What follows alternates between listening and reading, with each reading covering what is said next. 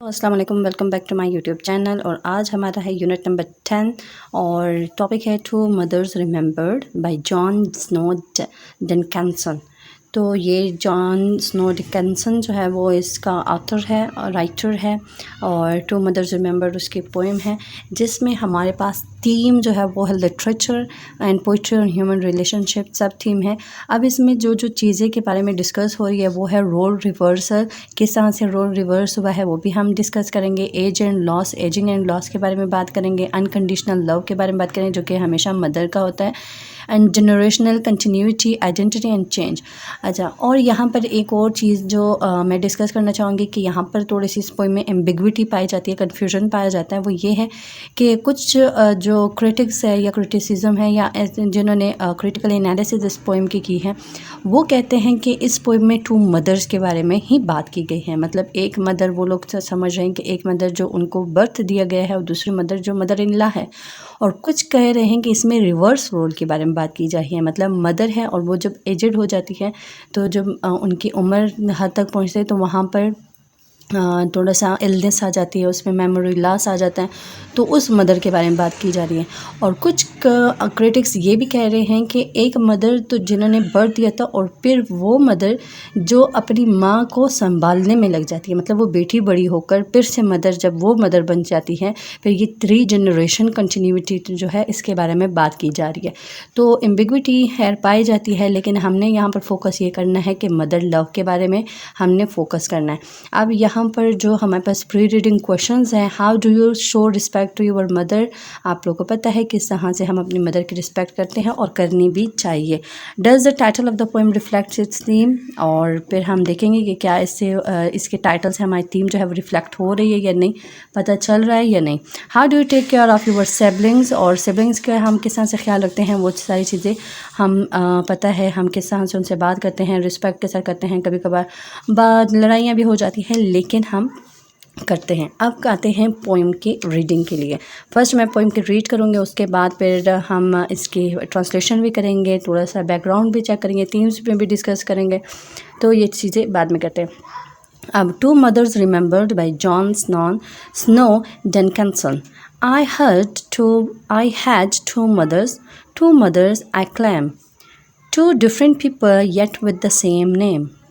Two separate women, diverse by design, but I loved them both because they were mine.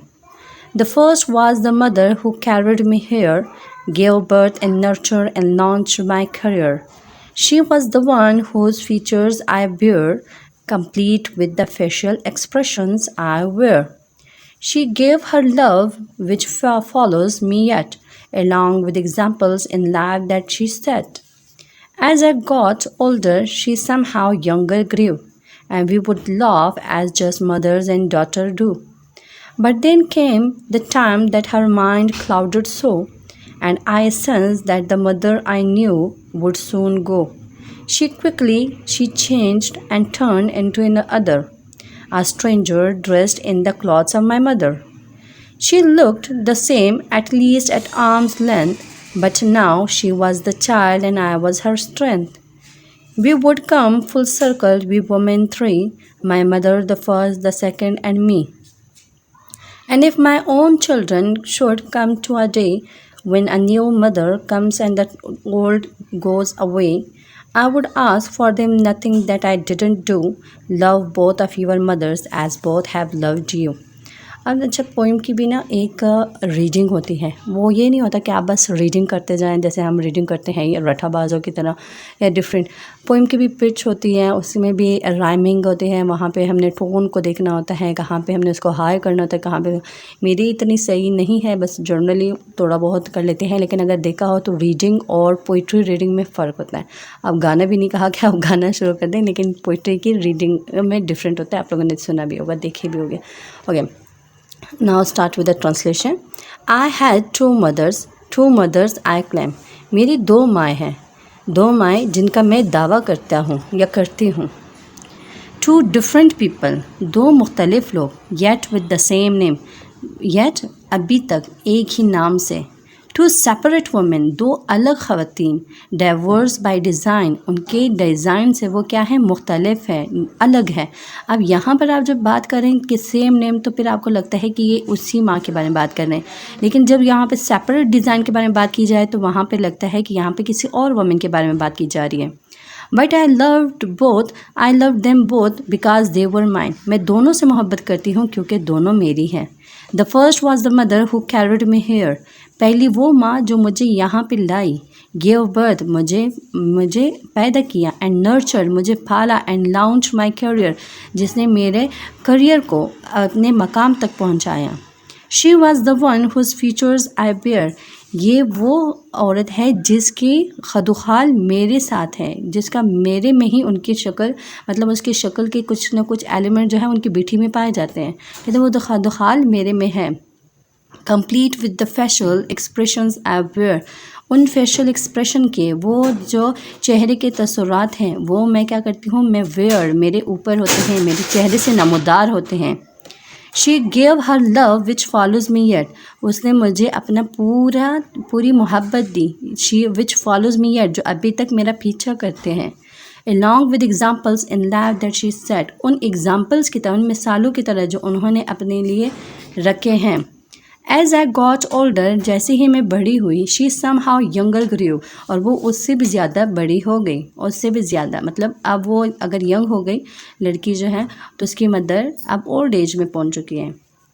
And we would laugh as just mothers in daughter do, और हम वैसे तरह से हंसते हैं जैसे एक मदर एंड माँ और बेटी हो करते हैं। But then came the time that her mind clouded so, एक दिन एक ऐसा वक्त भी आया जब उनका दिमाग, उनकी मेमोरी क्या होगी, शटर्ड हो गए। माइंड क्लाउडेड का क्या मतलब है, बिल्कुल डिस्पर्स हो गए, उनको समझ नहीं आया, उनकी मेंटल इलनेस के बारे में यहाँ पे बात की जा रही है। And I sense that the mother I knew would soon go, कहते मुझे ये महसूस हुआ जिस मदर को मैं जानती हूँ वो जल्द चली जाएगी। So quickly she change and turn into other, उससे बहुत जल्द ख़ुद को बदल दिया और टर्न इनटू अदर, किसी और में तब्दील हो गई। A stranger dressed in the clothes of my mother, एक अजनबी जिन्होंने मेरी माँ के कपड़ों में ख़ुद को लपेटा है। Oh she look the same, oh ये उसी तरह दिखती हैं। At least at arm's length, at least at arm's length, हाथों की लंबाई से वो बिल्कुल वैसे ही दिखती हैं। But now she was the child, लेकिन अब वो क्या है, बच्ची हैं। And I was her strength, अब मैं उनकी क्या हूँ, ताकत थी। We would come full circle, अब हम एक सर्कल में आ चुके हैं, एक दायरे में आ चुके हैं। वी वुमेन 3, अब हम 3 ख़वातीन हैं। अब यहाँ पर जब बात की जा रही है, अब यहाँ पे है कि पहले मदर, अब उनकी बेटी, जब पहले बात कर रही थी अब उनकी बेटी आ गई है, ठीक है। तो अब ये बेटी जो है ये अब 3rd जनरेशन के बारे में बात की जा रही है, ठीक है। ये पहले मदर, फिर उसके बाद ये वाली जो पहले बात कर रही है ये वाली है, और ये वाली जो है ये 3rd अब बच्ची जो नई पैदा हुई है उसके बारे में। अब यहाँ पे इस तरह से लगा है कि सर्कल जो है वो चल रहा है, पहले ये माँ थी, ये बेटी थी, अब ये माँ है, अब ये बेटी है, ठीक है। अब ये सर्कल चल रहा है, और अगर इस सर्कल में आप देखें तो ये ऐसे भी सिम्बलाइज़ कर रहा है जैसे मदर थी, उनकी एक डॉटर थी, ठीक है। अब ये मदर ओल्ड एज में चली गई, अब डॉटर रिवर्स में चला गया। जैसे एक थ्योरी है ना जिसमें कहा जाता है कि जब जब पैदा होते हैं तब भी बच्चे होते हैं, जब मरते हैं तब भी वो बच्चे होते हैं। तो वो सर्कल, उस सर्कल के अकॉर्डिंग कहा जा रहा है कि जब वो बूढ़े होते हैं तो उनका क्या हो जाता है, उनका मेंटल लेवल इतना नहीं रहता, वो बच्चों की तरह उनकी हरकतें शुरू हो जाती हैं और उनकी तरह वो बिहेव करना शुरू हो जाते हैं। तो ये उस सर्कल के बारे में भी बात हो सकती है, अब ये क्लैरिफाई नहीं है। And if my own children should come to a day, कहते किसी दिन मेरे बच्चे मेरे पास आए, when a new mother comes, अगर कोई नई माँ आ जाए, and the old goes away, और जो पुरानी चली जाए, I would ask of them nothing, मैं उनसे किसी चीज़ का नहीं पूछूंगी, दैट आई डिडंट डू, जो मैं नहीं कर सकती। Love both of your mothers as both have loved you, दोनों उन माँ से मोहब्बत करें जिन्होंने आपसे मोहब्बत की है। तो यहाँ पे ये हमारे पास पोइम जो है वो कंप्लीट हो गए। अब अगर देखा जाए तो बहुत ब्यूटीफुली वो इस पोइम को लिखा गया है, लेकिन इसमें बहुत सारी चीज़ें जो है वो डिस्कस की गई हैं और अनक्लियर हैं कि ये एक्चुअली में किस बारे में बात की जा रही है। और यहाँ पे मैंने डिफरेंट आप लोगों के पास फिगर ऑफ स्पीच जो है उसको भी अंडरलाइन किया हुआ है, मीनिंग्स भी दिए हुए हैं, तो उन सारी चीज़ों को आप लोग देख लें। अब अगर इसके हम थीम के बारे में बात कर रहे हैं तो रिमेंबर, रिफ्लेक्ट, ब्यूटीफुली और डॉटर लव। अब ये हमारे पास थीम है जो कि बुक वालों ने का, और मैंने भी कुछ बैकग्राउंड और चीज़ें लिखी हुई हैं। अब यहाँ पे बैकग्राउंड जो है, it is a पोइग्नेंट poem that reflects on deep connection between a mother and her child while else recognizing the shared experience of two mothers, both biological and adaptive. This poem explores themes of family, love, and memory. It is heartfelt explanation of gratitude, love, and respect between the two mothers. अब यहाँ पर ना कुछ critics ये भी कहते हैं कि ये दो मदर के बारे में बात की है। एक तो पहले मैंने कहा था कि एक मदर इन लॉ और एक मदर जिन्होंने उनको बर्थ दिया, और कुछ कहते हैं कि ये बायोलॉजिकल मदर और एडॉप्टिव जिन्होंने एडॉप्ट किए हैं, उन दो के बारे में बात की गई है। या ये कहते हैं कि ये जनरेशन जो कंटिन्यूटी है उसके बारे में बात की है, तो क्लियर नहीं है। मैंने पहले भी कहा कि एम्बिग्विटी अभी भी पाई जाती है। Primary theme of the poem is love, particularly the love shared by two different mothers for the same child. एक ही बच्चे के लिए दो different mothers की जो मोहब्बत है उनके बारे में ये थीम लिखा गया है। Who gave, ये poem लिखी गई है, who gave birth and one who raised the child. The poem also reflects the theme of sacrifice, gratitude and identity. और tone इस poem का क्या है? Tone of the poem is gentle and reflective. It creates the mood of appreciation for both mothers, showing a deep respect for the emotional complexities that arise in the context of adoption. Poet's choice of words evokes a sense of mutual admiration and gratitude without expressing bitterness or conflict. The tone is balanced, showing that both mothers are honored equally, suggesting a peaceful coexistence between their roles. तो ये सारी चीज़ें जो है वो इसमें discuss की जा रही हैं कि मतलब दोनों मदर की कितना लव है एक बच्चे के लिए, और उनमें वो बैटरनेस नहीं है, मतलब एक दूसरे के ख़िलाफ़ कोई बात ही नहीं है, बस एक मोहब्बत है जो दोनों की तरफ वो अपना वो हक अदा करी है कि दोनों ने मुझे बहुत पूरी ज़िंदगी मोहब्बत दी है। सिम्बोलिज्म क्या है? Birth mother symbolise origin of life, adopted mother जो है symbolize nurturing, care and the act of raising a child, और remembered conveys the idea of legacy and lasting impact of both mother। तो ये तीनों चीज़ें जो हैं वो डिफरेंट तरीक़ों से सिम्बोलिज्म इस पोएम में क्रिएट की जा रही है। स्ट्रक्चर क्या है? स्ट्रेट फॉरवर्ड है structure with no complex rhyme scheme और intricate metre with allows the emotional content to take center stage। तो मतलब थीम जो चीज़ें हैं वो इतनी कॉम्प्लेक्सिटी के शिकार नहीं है, मतलब कॉम्प्लेक्सिटी इतनी नहीं है, कॉम्प्लेक्स चीज़ें नहीं हैं, और राइमिंग स्कीम भी इतना कॉम्प्लेक्स नहीं है, सीधा सीधा वो पोएम है लिरिकल टाइप। और दूसरा ये है कि लेकिन अभी भी इसमें कन्फ्यूजन पाई जाती है, स्ट्रक्चर के लिहाज से नहीं लेकिन आइडियाज़ के लिहाज से इसमें कन्फ्यूजन जो है वो पाई जाती हैं। तो हम करते हैं पैराफ्रेज, और पैराफ्रेज हमारे पास फर्स्ट जो हमने फर्स्ट 4 लाइन्स के पैराफ्रेज हमने लिखा है। I was blessed with 2 mothers, each of whom I proudly acknowledge. Despite being distinct individuals with their own unique personalities, they both shared the same name. They were separate and different by nature and intent, yet I cherished and loved them equally because they were both my mother. ठीक है, ये हमारे पास first हो गया। और paraphrase का मतलब आप लोग को पता होगा कि जब आप पोएम के वर्ड्स जो हैं वो उनको अपने वर्ड्स तक अपने वर्ड्स में कन्वर्ट कर दें और उन्हीं को बस आप थोड़ा सा रद्द बदल करके पैराग्राफ के फॉर्म में लिख दें, उसको पैराफ्रेज ही कहते हैं। सेकंड हमारे पास the first was the mother, यहाँ से लेकर आई वेयर तक। Okay, The first mother was the one who brought me into this world. She gave birth to me, took care of me, and supported me as I began my journey in life. I inherited my physical appearance from her, and along with the same facial expression and mannerism। ठीक है, और उसके बाद अगला जो हमारे पास है third, यहाँ तक है हमारे पास। Her love was a constant presence in my life and it still is. She also set many life examples that continue more youthful to guide me. As I grew older, it seemed as though she became, and we shared many joyful moments and laughter, just like my mother and daughter would। ठीक है, और उसके बाद आगे जो हमारे पास है यहाँ तक हमारे पास 4 स्टांजा नंबर 4।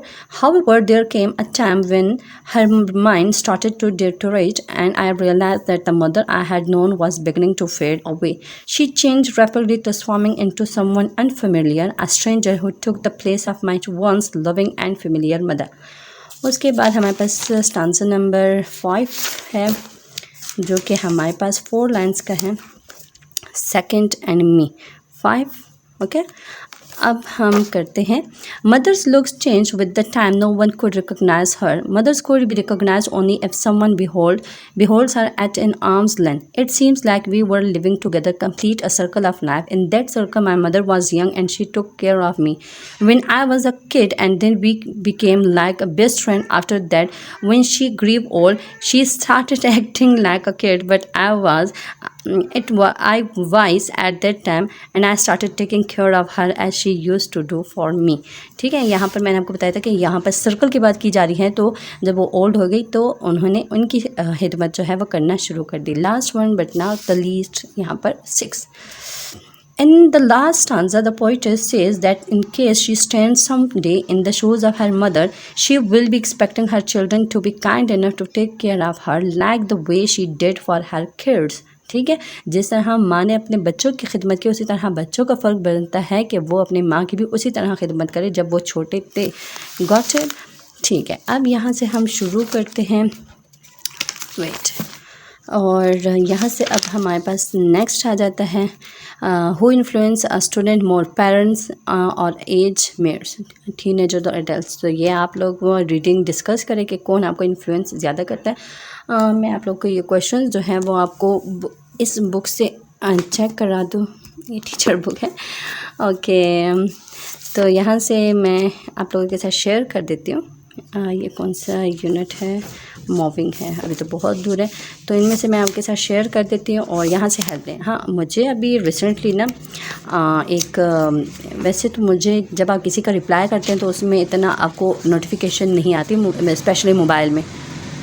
तो उन्होंने वहाँ पे लिखा हुआ है, उस साहब का मुझसे नाम, मैं ये ट्रैवल है, अच्छा, उस साहब का मुझे नाम नहीं पता, लेकिन उन्होंने कहा कि की बुक से पढ़ा रही है. यार मैं इतना मेहनत करती हूँ और फिर अच्छे रिसोर्सेज से लेक्चर तैयार करते हुए ये कह रहे हैं कि मैं की बुक से तो वो चीज़ें मैं करवाती हूँ, जैसे ये क्वेश्चंस हैं जिनको मुझे करने की ज़रूरत नहीं होती, और क्योंकि पेपर में नहीं आना होता, और जो चीज़ें पेपर में या जो आपको समझाने वाले हैं मैं उन पर ज़्यादा फोकस करवाना. इतने लंबे पैराफ्रेज मैं ये ना करवा देती, इन चीज़ों से मैं अपने वर्ड्स में आप लोगों को कन्वर्ट करके दे देती हूँ. मैं ये ट्रांसलेशन कर देती जिसका सर पैर मुझे नहीं पता, क्या अजीब व गरीब उन्होंने पैराफ्रेज किए हुए. तो ये सारी चीज़ें जो है ये मैं क्या करती हूँ, खुद अपने ट्रैवल का है, बार बार वो आ रहा है, मैं चेक करती हूँ कहाँ मैं रह गई. तो मैं यहाँ से ये चीज़ें क्यों ना करवाऊँ. तो मैंने उन साहब को तो वैसे रिप्लाई कर दिया था, लेकिन मैं आपको सिर्फ टू द पॉइंट चीज़ें बताती हूँ जो पेपर में आते हैं. और जो चीज़ें हैं, हाँ, 2 माओं की याद, मुझे लगा ये कुछ और लिखा है, मुझे 2 दरिया नज़र आ रहे थे. ओके, तो यहाँ से मैं आपको शेयर करवा देती हूँ. तो हम बात जो भी थी वो यही थी कि मैं आप लोगों को सिर्फ आइडियाज़ देती हूँ. मैं ये नहीं कहती कि आप यहाँ से चाप लें. मैं और ये भी जानती हूँ कि हर कोई की बुक जो है वो अफोर्ड नहीं कर सकता. हाँ, किसी के नेट पैकेज जो है वो हर कोई अफोर्ड कर लेता है. ये तो मैं हर टाइम कहती हूँ कि हम नेट पैकेजेस लगवा लेते हैं, बुक्स लेते हुए हमें मौत पड़ती है. तो ये पैकेज लगवा लेते हैं. जब एक चीज़ मेरे किसी के फ़ायदे में जा सकती है, मुझे तो वैसे ही मुफ्त में मिली है, तो किसी के फ़ायदे में जा सकती है तो उनके लिए भला कर देना चाहिए. तो ये क्वेश्चन आप लोग के पास है. और इसके बाद आपके पास पैराफ्रेजिंग है. ये पैराफ्रेजिंग बिल्कुल भी ना करें, लंबी है, बिल्कुल भी ना करें, बिल्कुल भी नहीं. और ये क्वेश्चंस हैं, तो यहाँ से आपने अगर आइडियाज़ लेना है तो आइडियाज़ ले लें. और काइंडली ये क्वेश्चंस जो है ना, स्टांजा क्वेश्चन या कम्प्रीहेंशन क्वेश्चन, उसको लिखने की खुद प्रैक्टिस किया करें. मैं हर टाइम आपको जब भी शो करवाती हूँ मैं ये कहती हूँ कि इसकी प्रैक्टिस खुद किया करें, क्योंकि आपके जब पेपर में आएंगे तो आपने जब छापा किया होगा, कॉपी पेस्ट किया होगा, तो आपको कुछ भी नहीं आ रहा होगा. हत्ता कि आप जब थोड़ी सी लीस्ट कोशिश भी करते हैं ना किसी चीज़ को करने के, फिर आप जब पेपर में करते हैं तो आपके जहन में होता है कि मैंने क्या करना है और कैसे करना है. कुछ ना कुछ आपके पास आइडियाज़ होते हैं. तो यही मैं हर टाइम आप लोगों से कहती हूँ, आप लोग सुन लिया करें. ओके, एक ये हो गया. और ये चीज़ है एग्ज़ाम्पल, और कुछ एक और मैंने चीज़ चेक करानी थी. नेक्स्ट पे मैं पहुँच गई हूँ. अच्छा, ये पैराफ्रेजिंग क्वेश्चंस हैं और ये आप लोग यहाँ से देख सकते हैं, उन्होंने पहले से बनाए हुए हैं. तो ये एसोलो बेस पे है, आपके स्टांसर से आ सकते हैं. तो ये चीज़ें आप लोग देख लें। और ये वाले क्वेश्चंस भी हैं, स्टांजा बाय स्टांजा उन्होंने करवाए हुए हैं जिस तरह से पेपर में आते हैं, ठीक है।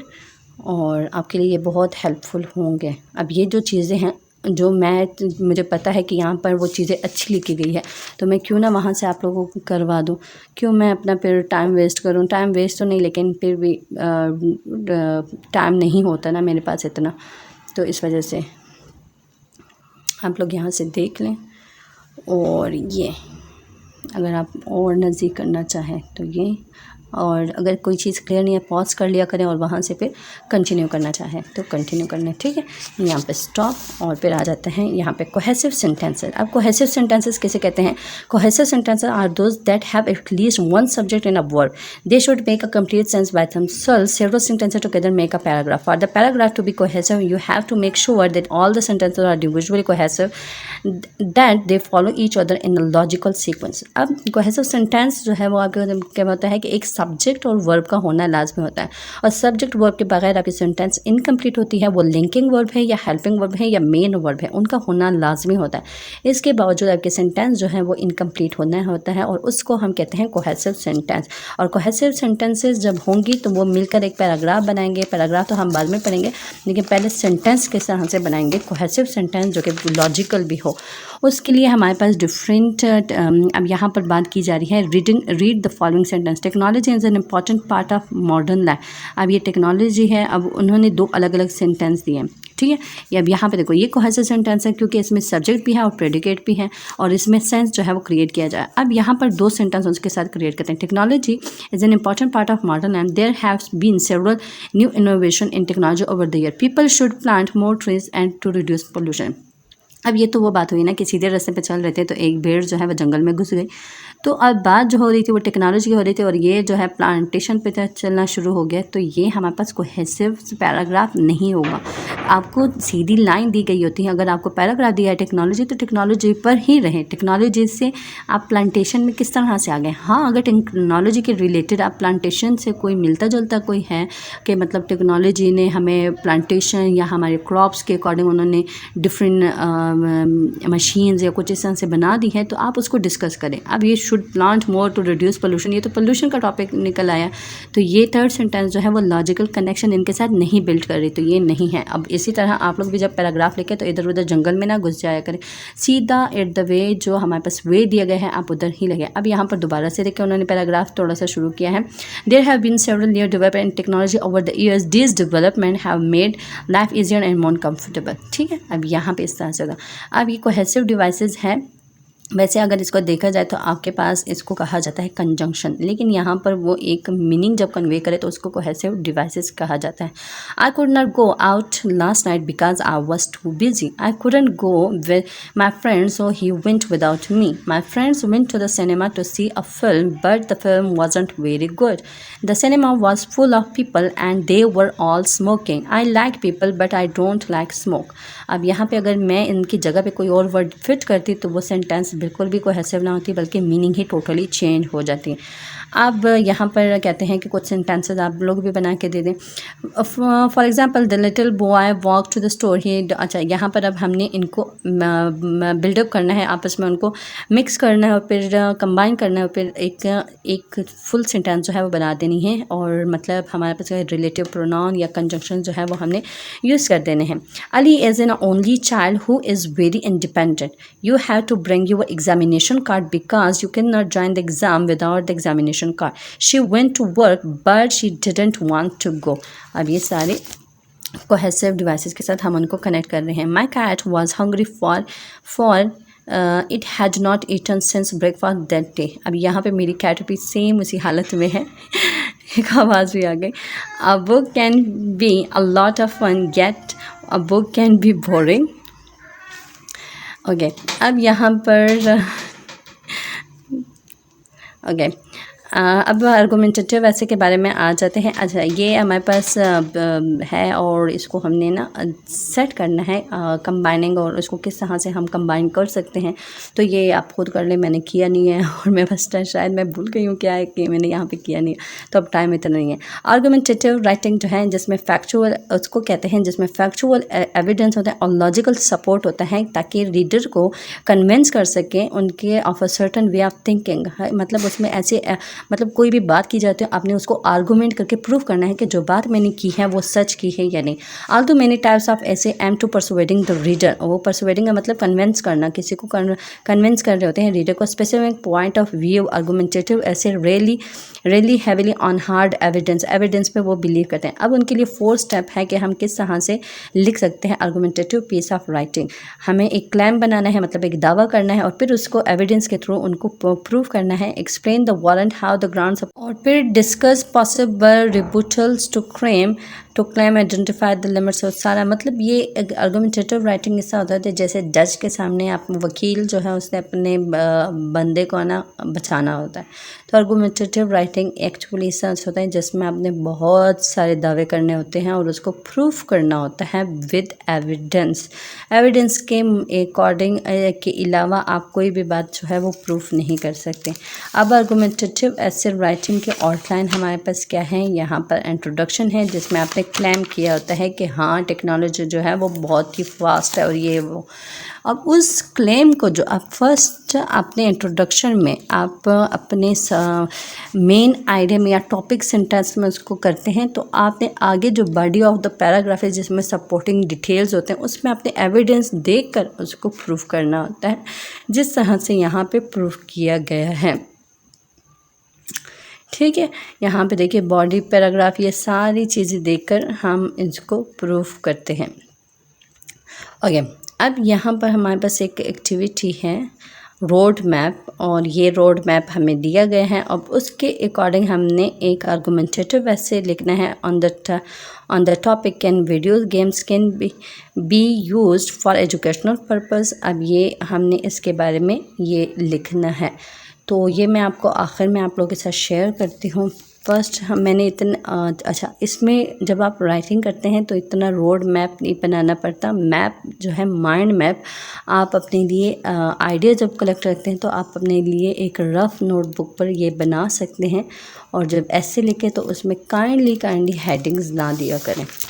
ठीक है, अब काज एंड इफ़ेक्ट इन राइटिंग में हमारे पास ये काम हुआ, क्यों हुआ, वाई क्यों हुआ और कैसे हुआ, इसमें हमने ये बताना है। A cause is something that produces an event or condition. An effect is what result from an effect or event or condition. अब हमने event cause भी बताना है और event भी बताना है और किस वजह, अच्छा cause बताना है और effect बताना है। cause मतलब कि प्रोड्यूस एन इवेंट और कंडीशन, कि किस वजह से ये चीज़ हुआ, और इफेक्ट क्या है, उसका रिजल्ट क्या होगा इस कंडीशन की वजह से। तो ये काज एंड इफेक्ट का हमारे पास एक स्लाइटली डिफरेंस भी है। अब हमने एक्टिविटी ये वाली करनी है, तो अब उसके लिए मेरे पास ना मैंने भी नोट्स बनाए हैं वैसे मैंने, तो ये वाला जो है इसको हम यहाँ से करते हैं, यहाँ से चेक कर लें काज एंड इफ़ेक्ट। अब यहाँ पर हमारे पास सेंटेंस दिए हैं, अब उन्हें काज भी बताना है और इफ़ेक्ट भी बताना है। अब सेंटेंसेस ये सारे मैंने यहाँ पे 5 लिखे हुए, तो इधर सारा करते हैं। द ग्रोइंग चाइल्ड ओबेसिटी और epidemic as a result of technology. अब काज क्या, increase screen time leads to less physical activity among children, और इफ़ेक्ट क्या है, childhood obesity is linked to serious health risk such as diabetes and heart disease. Second क्या है, much of the wildlife is dying because of the oil spill. Accidental cause क्या है, accidental release of oil into oceans and waterways contaminate habitat. Effect क्या है, many animals including birds, fish and marine mammals suffer from oil exposure leading to death. अब ये effect भी उनको साथ साथ बता रहे हैं। अब ये सारा देखते हैं। The town continued program that it could no longer afford, so it went bankrupt. cause poor fiscal management and failure to assess long-term financial impacts contributed to the situation. Effect क्या है? The town ultimately declared bankruptcy due to overwhelming debt and financial obligation. More young people became politically active as use of the internet spread throughout society. Cause क्या है? The widespread availability of the internet allows young people to easily access political information and engage in discussion online. In fact, as a result of increased access to information and social media, more young people are participating in political discussion and activities. अब last one जो हमारे पास है, while many experts believe the rise in violence was due to poor economy, it was really due to summer long heat wave. Cause क्या है? Prolonged high temperature can lead to increased aggression and irritability among the individual. In fact, the combination of heat-related stress and increased outdoor interaction result in a noticeable increase in violent incident. तो ये हमारे पास ये activity हो गई और यहाँ पर आपने इसमें फैक्ट और ओपिनियन आपने इसमें सर्च करना है। तो ये सारे जो है ये हमारे पास क्या है, फैक्ट है और इसमें ये ओपिनियन दिया जा है ऑप्टिमल ह्यूमन डाइट। और वो ओपिनियन क्यों दिया जा रहा है ये आप थोड़ा सा रीड कर लें। अभी मेरे पास थोड़ा सा लेट हो रहा है तो आप ये देख लें क्योंकि टाइम नहीं है मेरे पास वीडियो बनाने का। तो ये सारा आप लोग देख लें। ओके, मैं आप लोग के साथ ये भी शेयर कर देती हूँ। आप लोग यहाँ से ना इसको रीड आउट कर लें और बहुत ही आसान वर्ड्स में लिखा हुआ है। इतने आसान नहीं होंगे क्योंकि इंग्लिश है और हमारी थर्ड फोर्थ लैंग्वेज होती है। तो सेकंड, थर्ड एंड फोर्थ ये लैंग्वेज होती है क्योंकि इससे पहले हम बहुत सारी लैंग्वेजेस सीख चुके होते हैं। पश्तो सीखी होती है, उर्दू सीखी होती हैं, पंजाबी सीखी होती है, फिर उसके बाद इंग्लिश आता है। तो उसके अकॉर्डिंग हमारे वर्ड्स कुछ वोकैबुलरी जो है वो शॉर्ट होती है, लेकिन फिर भी मैंने सिंपलेस्ट वर्ड्स लिखने की कोशिश की है। आप इसको एक नज़र देख लीजिएगा और अपने लिए क्या करें, इसको सेव कर लें और यहाँ से हेल्प ले सकते हैं। अब मुझे रीड करने के लिए टाइम नहीं है और यहाँ से इसके बाद हमारे पास ये वाले बात है, ये हमारे पास कंक्लूजन आ जाता है यहाँ तक। यहाँ पर हमारे पास पैसेज जो है ये ख़त्म हो जाता है। इसके अलावा हमारे पास क्या आ जाता है, यस बस ये ख़त्म हो गया। ओके, वन एक्ट प्ले है। वन एक्ट प्ले किससे कहते हैं? जिसमें सिंगल सीन होता है और उसी जगह पर उसी सीन में सब कुछ जो है वो हो जाते हैं। तो अब यहाँ पर हमारे पास है डियर डिपार्टेड बाय स्टैनली हॉन्गटन। अब इसका मैं प्ले जो है उसका लिंक जो है वो नीचे कर रही हूँ। अगर आप लोगों ने रीड करना हो तो उसका लिंक जो है वो मैं नीचे दे रही हूँ। आप लोग वहाँ से उस लिंक के थ्रू आप इस स्टोरी को रीड कर सकते हैं और इसके क्वेश्चन जो है इसी वीडियो के आखिर में मैं लगा देती हूँ, आप लोग वहाँ से रीड कर लें। हाँ, आप लोग को उस क्वेश्चंस के आंसर का पता नहीं चल रहा होगा, नहीं आपको समझ आ रहा होगा कि ये क्या है, जब तक आप इस जो आपके पास ये वन एक्ट प्ले है उसको रीड ना कर ले। जब आप इसको रीड करेंगे तब आपको पता चलेगा कि किस तरह से प्ले है और कॉमेडी प्ले है। ठीक है, तो आप पहले इसको पढ़ें और लिंक के थ्रू और फिर उसके बाद ये क्वेश्चन आंसर एंड में मैंने पेस्ट किए हुए हैं, आप वहाँ से उसको देख लीजिएगा। ओके, अल्लाह हाफ़िज़, take care and see you in next video. और please kindly share, subscribe and share with your friends. अल्लाह हाफ़िज़।